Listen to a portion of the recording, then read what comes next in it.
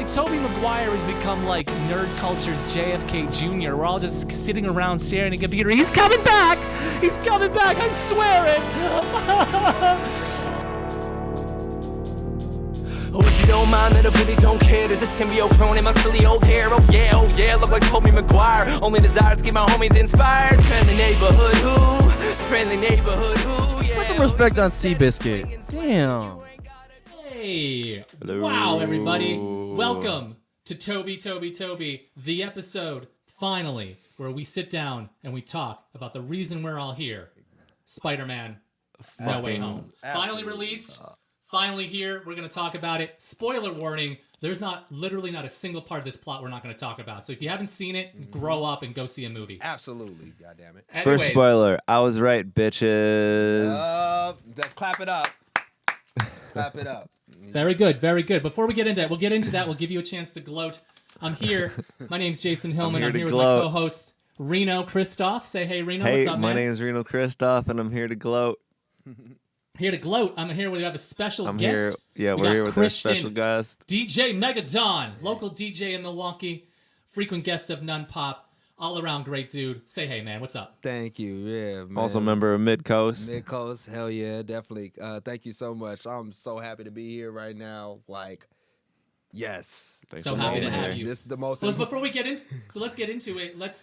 Christiaan, let's start with you. Yes. Tell us about where you come from in terms of your Spider-Man fandom. What does Spider-Man mean to you? Okay, yeah, definitely. So, yeah, obviously, my name is Christiaan. Like I said, born and raised here in Milwaukee. Yes, pretty much Spider-Man. He is my favorite Marvel superhero. And I was a kid growing up. You know, I love both like DC and Marvel, so it really wasn't no competition for me. But when it came to Marvel, it was Spider-Man. Then when it came to DC, it was Batman. But Spider-Man has always been my favorite Marvel character, and I grew up watching all the TV shows growing up. Even going back to like the classic '60s television show with the most famous theme song of all time. So that one, then plus all those like Spider-Man cartoon shows from the '80s, and then obviously the iconic '90s Spider-Man series that we all grew up loving and watching. It's just been great growing up watching all those cartoons, and then watching the movies growing up with Tobey's first Spider-Man movies. But why specifically Spider-Man out of all the heroes do you respond to him? Basically, well, number one, because obviously he was younger, high schooler, a kid is trying to, make it, and, just trying to get ahead in the world.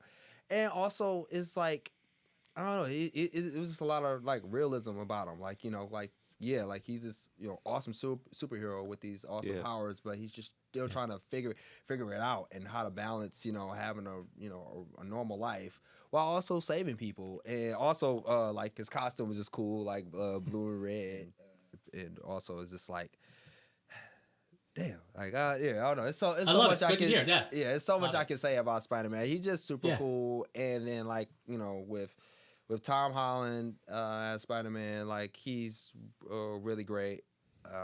Definitely puts a lot of emotion into his role, and he knows the role well. And plus, like in this movie, like he really like learned a real deep lesson, and that I think everyone who's Spider-Man has to know. So we're gonna get into that. Yeah, it's like these first three movies were just the origin story. Exactly.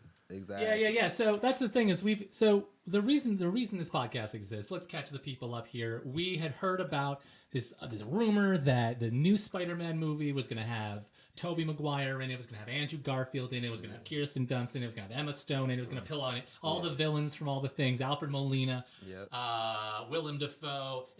Everyone was going to be here, and I personally, it just seems so outlandish. Right. But as the rumors kept flying in, we thought, why not keep in touch with it? We'll start this, and then we'll see what happens. I have to say, there's literally only two parts of what we thought was going to happen that didn't happen. Mm-hmm. Almost every promise that Marvel implied happened. Yeah, it happened. Absolutely. So, we have to start with the Homecoming trilogy. We have to start with how we got here. Yes. What are your thoughts of what do we think about how it's been getting here? Because I wasn't a huge fan of the Homecoming trilogy. I don't think that they're the best ones. I think, like, for the first one was all right. The second one, I didn't really like that much. What are your thoughts? I mean, I guess in retrospect now, like what it was all leading up to, I'm a little bit more happy with it. You know what I mean? It feels like, okay, this was all like 3 movies worth of an origin story. Yeah. But I mean, I don't know. I thought Homecoming. I think that was probably my least favorite. I at least liked the comedic tone of Far From Home, and I enjoyed the ride.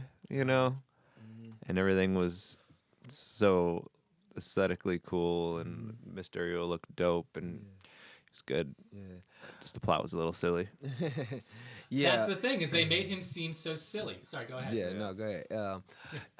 Yeah, with me, like it took me some, like, you know, getting used to with Tom Holland in Homecoming, because like in that movie, you know, he's definitely a kid, and it's like he's, you know, asking all these questions and all that stuff, like and some of the stuff he's like, he kind of, you know, making jokes from like about older people, or like older things and all that stuff, and so it's kind of like that typical like modern day kid type of thing. Yeah, they always write kids in a way that I can never really relate to. Yeah, exactly. I can't relate to them like that, and so it took me some warming up to get used to him, but then Far From Home I think that was really good. Like now, like I definitely got used to him, and I like the adventure part of it, of, you know, going you know, out of the country a little bit.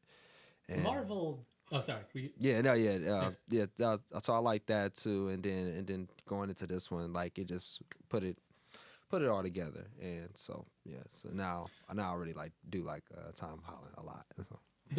Marvel really plays the long game, and they keep, every time we think that every time I watch a Marvel movie, I'm like, this is the one that falls apart. This is going to be the one that doesn't make sense. This is going to be one where they've overreached a little bit. I have now determined that I have absolutely no idea what's going to happen in Marvel movies anymore, because Homecoming is a breezy, easy, good time. Yep. A little bit of humor. Michael Keaton saves it. He's great as the Vulture. I love how the plot of every Marvel movie is that Tony Stark has ruined everything anyone's ever worked for, and so everyone's always just Tony Stark is just mad at him. That's why he had to die. That's the thing. That's why he had to die, so he could. Yeah. I also dislike the fact that Spider-Man had no identity of his own. Yeah. That we had. I'm glad we didn't deal with the Ben thing, but Uncle Ben, that whole paternal relationship was replaced with Tony Stark. And he was just a little Tony Stark Jr. Yeah. He wasn't really learning anything. He graduated. He was given a raise and a promotion without any real work. Right? Yeah. So it spoiled brat. He was a spoiled brat in the.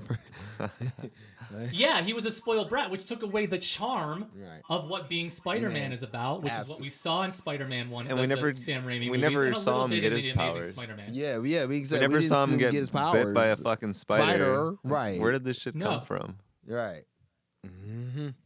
Right, that's the question. And we never got an answer to that, did we? No, we never did get an answer. We never got an answer to that question. We don't even know if he has an Uncle Ben still.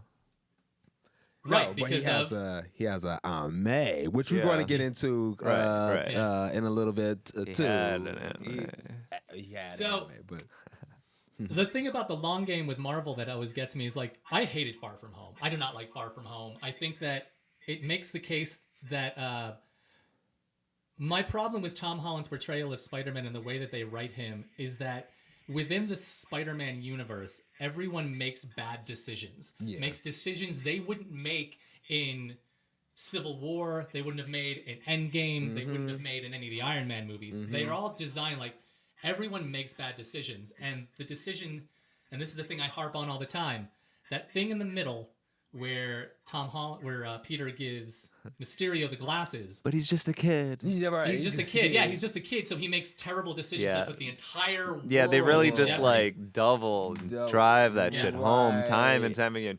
he's just a dumb kid. He's just a dumb kid. It's like, right. Yeah. Still though, it's like, can he be more There's only dynamic than that? Right. And like, Exactly. more of a- I agree. Then I why agree. Then why is Tony Stark, if he's just a dumb kid, giving him multi-billion-dollar tech? See. So Right. everybody has made a bad decision. Right. Yes. Dude, Now, yeah, does- that whole does Far movie, From Home- that whole movie hinges on people being dumb assholes, just like this one Yeah. did. So Right.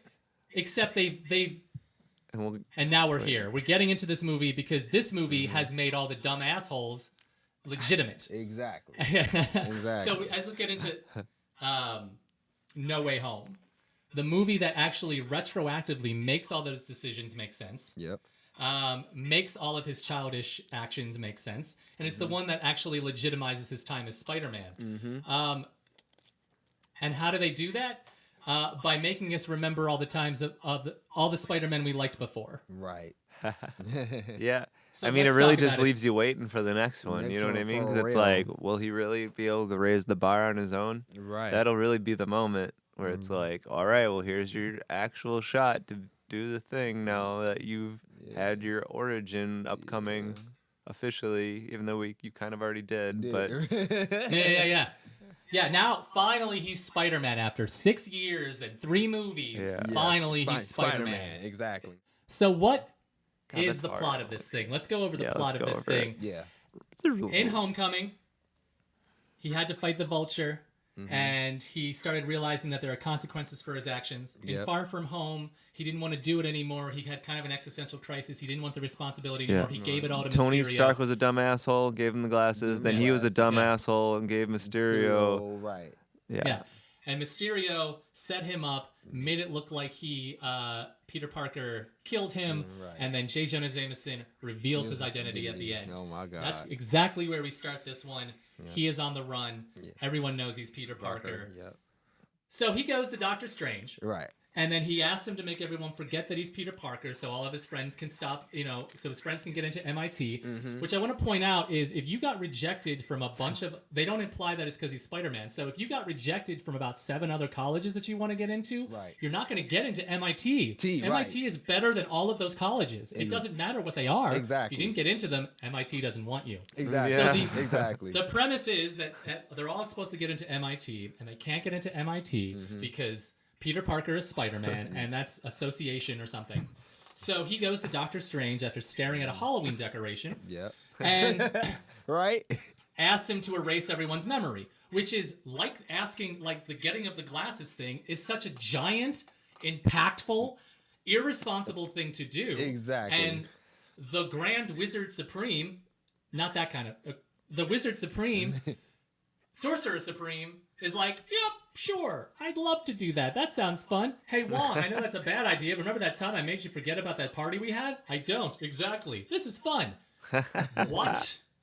So they go to the basement, and as he's trying to do the spell, Peter Parker does his dumb asshole thing. Yep. And he just talks the whole time. And instead of Well, stopping okay, it- hey now, I mean, like, if he just started, I'd be like, whoa, motherfucker, we need to talk. Like, I'm not they did sure need to about talk. everybody. They See? had, but if they talked, the plot wouldn't happen. plot And that's wouldn't my happen. Right. central issue with these things. Yeah, Is yeah. like they do dumb things to Dumb make the plot asshole, happen. yeah. And so in real life, if someone came to me and said, "Cast this spell, please," I would say, "Let me get a list real quick of Right. the people that you still want to know. Can I get that real quick just to make sure?"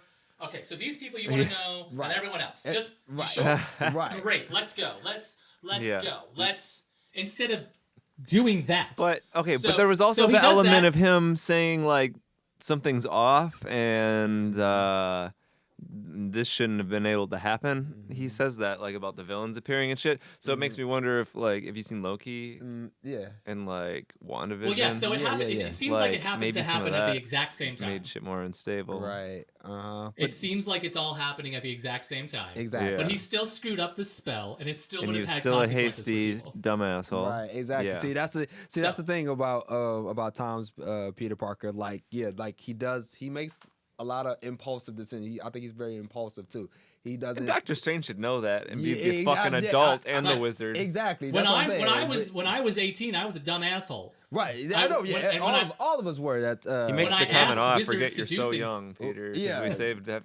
Like, okay, but Do you? Because I've never forgotten how dumb and young this motherfucker looks. That's why I've had a hard time accepting him as Spider-Man. Yeah, I know, right? It's for real, because like it's kind of the most like standout quality of Tom Holland that he's a dumb kid. Dumb I mean, kid. how do But he you actually looks like a say I teenager? forgot you're a dumb kid? The person archetype for being a dumb kid. Exactly, and Yeah. plus what I was Right. saying too. Yeah, it's like Tom's Peter Parker doesn't think about the decision about the consequences of all of his decisions. He's just thinking like he's kind of selfish too. To be honest, right. it's like no, this is not my problem. See, in the movie, when I was sitting there in the theater, I didn't think about any of this. I was having a great time. I was though. having a great Yeah. time too, but then when you just start discussing it, like we're discussing it right now, then you start thinking like, like Tom, Tom's Peter Parker, you cool and all, but dude, you flaw like a motherfucker. You selfish like a motherfucker because, like I said, you don't really want to deal with everybody else's responsibility. And then, like I said, you don't think about the consequences of your actions when you want to, make things go your way. Like, not everything is going to go your way, dude. Like, that's a life lesson you have to learn, that not everything's gonna go your way, and especially now you about to go into college. Most people ain't gonna give a fuck. And now Doctor Strange did have a point too, real quick, when he was like, "Yo, okay, you got rejected, but you didn't call them." And that's what legitimate point. Right? He had a real point with that. Like, why you didn't call them and all that stuff. There's 37 other things you could have done besides coming to the man who can manipulate reality. Right. Yeah, like come on now. So once you look at it in hindsight, it's just like So he casts a spell that Peter messes up. All of a sudden, the villains show up. Not all of a sudden. Peter's got a couple other things to do. He's going to swing down again with his kind of sense of superiority. He's like, I can just talk my way out of things. I'll go stalk the dean of this college or the dean of admissions. And then go show up at her door and ask her to let my friends in. At her car door. At a car door. At her car door. It is at this moment knock. where nostalgia comes bursting through the bridge, right, screaming in our face. Alfred that was Molina really shows satisfying. Like, so satisfying. Oh my god. We were only absolutely like it happened so soon into the movie. Yeah, that's the thing I love too. It's like it was a beat early, so it got that perfect rise out of you. Like, Exactly. ooh, I didn't expect it to happen yet. Like, exactly. Ooh, yes. For real. I'm glad I'm glad it didn't make the audience wait for that, because I don't like when they do that stuff. When they couldn't. They had too much shit to cover. That's one thing that was awesome about this movie. It was just like bam, bam, bam. Aunt May dies. Oh, now they're showing up right away. Right, exactly. Yeah. For real. I don't like when movies make you wait for some. It was for satisfying. Characters that you know and love growing up, and you know that's going to be up in there. That's what the new Space Jam movie did. I'm like, I don't want to see no damn LeBron James. I want to see Looney Tunes. Well, I gotta wait like 25 minutes for that. But that's a different discussion for a different day. But yeah, continue. So Doc Ock shows up, and then him and Peter Parker get into a tussle. He realizes that it's not his Peter Parker. Everyone's super confused, and then in that convenient Marvel way, Peter Parker manages to get control of Dr. Octopus's tentacles right away. And then the Green Goblin shows up, and then he's back in Doctor Strange's office, and then... but the dean is going to give him a... Oh yeah, the dean promises to give him another shot all of a sudden because she didn't die. She didn't die. She didn't die. Yeah. So they rejected him outright, but since she didn't die as a result of something that he did. Yeah. Yep. Oh, That's how the world works. In his eyes. Yeah. So the next time I'm trying to get into somewhere when I apply for something, I'm just going to make sure that the person I applied with gets into a bit of mortal danger and then save them. There you go. Yeah. Right? She should have been suspicious, like they were in on it together. They were in on it. Yeah. Hey, Doc. Hey, listen. I'm trying to really get into this college. If you could just... We're old bros. So then the Green Goblin shows up. You don't get to see a fight. He's in the basement of Doctor Strange's. Yep. Now, all of a sudden, the Lizard's in a cage. Yep. And Doc Ock is in a cage. Yep. And I don't know how much of this plot I want to go over. Basically, all the villains show back up, They have to hunt them down. Yeah. Electro shows up, but he's not really the Electro that we know from Ooh, The Amazing Spider-Man. no, He's but he Jamie is Foxx. at first. That was the Yeah. cool thing. Yeah. Oh yeah, When he first showed up, they make the comment he's blue He's still. blue, yeah. And then they do the close up, and he still has that same blue old face. Yeah. I thought that was cool as fuck. Yeah. Like he came in looking the same, and then he Yeah. got his makeover. He like Right. became yellow and Yeah, like kind all that of. stuff, right? And Yeah. then plus, I just That's want to so say, cool. it's just super cool to see Jamie Foxx like in like an MCU movie. I think that's a good thing to have on your credit as a Oh, actor, yeah. as an entertainer, since he's so multi-talented. So just shout out to Jamie Foxx in general for just being awesome. So Hell yeah. Also for negotiating his contract that he will not look like he did in the Amazing oh my Spider-Man God, 2. hell yeah! Was that He, he did? he clearly made it a point to say, I will not do that again. I'm Or not going into makeup. or Kevin Feige was like, fuck that shit. Yeah. Maybe they both yeah. probably were. They were like, hell yeah, Mhm. woo. Hey, I can see Jamie just doing that. Be like, no, I'm not gonna look like no. I love all the ugly motherfucker in this damn. I love movie. all the petty comments they made against the Amazing Spider-Man by Right. being like, "Oh, you got a new makeover? Oh yeah, you used to have a really ugly comb over yeah, and comb nerdy over glasses. and Yeah. buck Yeah, you teeth and look like shit. Oh yeah, fuck. Like I wonder whose choice that was. They're getting shit on. Hell yeah! No, shout out to Jamie Foxx though. Mhm. Well, there is this kind of underlying sense of smugness to the entire affair. There's definitely like Kevin Feige was getting back at the people who made the Yeah. films without his input. He Right. said, "Don't do this." They did it anyway, so he's gonna make sure that everyone who got in his way pays. Yeah, good. 'Cause Right. he's doing it. So all the right villains way. show up. Doctor Strange tells them to Scooby-Doo this shit, gives him a little gauntlet to capture all of them. That was pretty funny. Yeah. It's pretty fun. So he's running around trying to collect all of them. And then what happens next? So